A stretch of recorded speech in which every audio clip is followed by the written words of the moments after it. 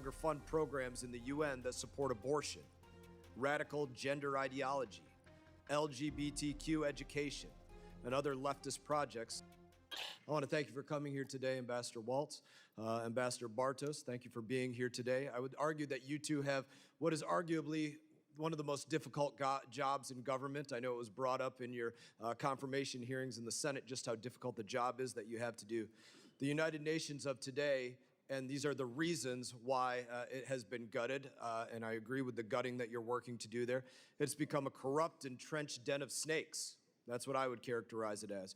You two men have been asked to show up every day, represent American values, restore sanity to an organization that has grifted off of the American taxpayer and has become a soapbox, literally, for terrorists and America's adversaries. Today's hearing is about giving the United States ambassadors to the United Nations the tools needed to implement policies of accountability at the UN, policies of reform at the UN.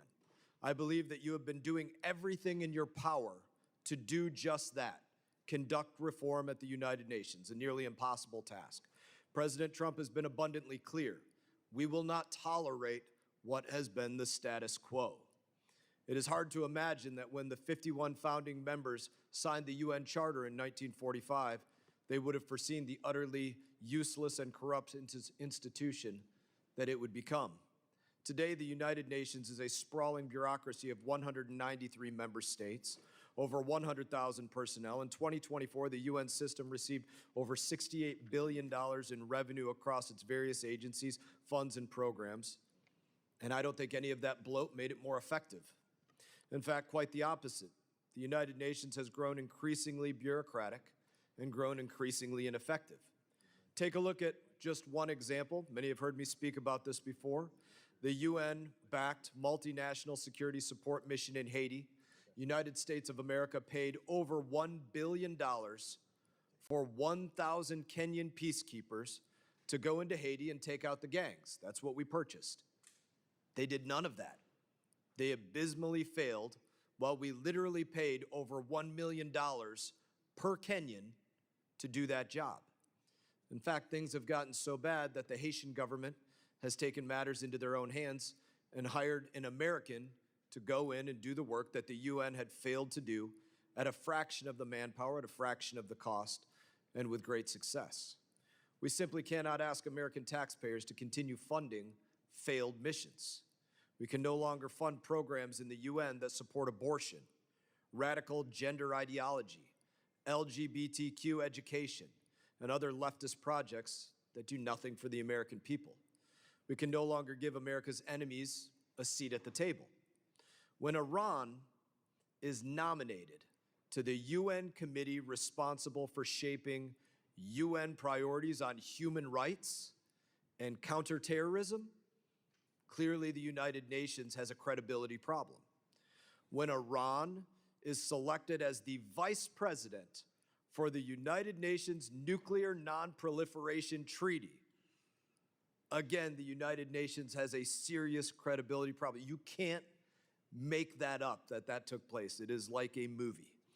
When UNRWA, the UN's relief organization in the Middle East, puts Hamas operatives on its payroll, the United Nations has a serious credibility problem. When the United Nations institutionalizes anti-Semitism and disproportionate condemnation of Israel after it suffered the worst terrorist attack and genocide in history, it should be abundantly clear that the UN is rotting from the inside. The UN is in severe need of reform. We have to leverage the opportunity we have under President Trump to put America first foreign policy in action at the UN. We have an opportunity to demand that the UN deliver results that align with American foreign policy interests, not Iranian nuclear interests, not Chinese COVID interests, not Russian political obstruction, which is where they have moved to. These reasons and countless others are why I've become the first House Foreign Affairs Committee chairman in history to vote against funding for the United Nations.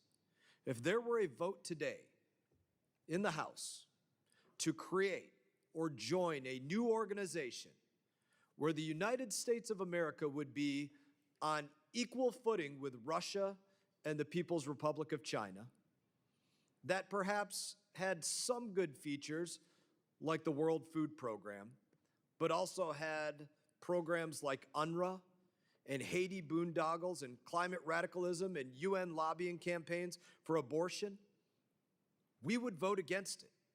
We would not recreate it. We would not fund it.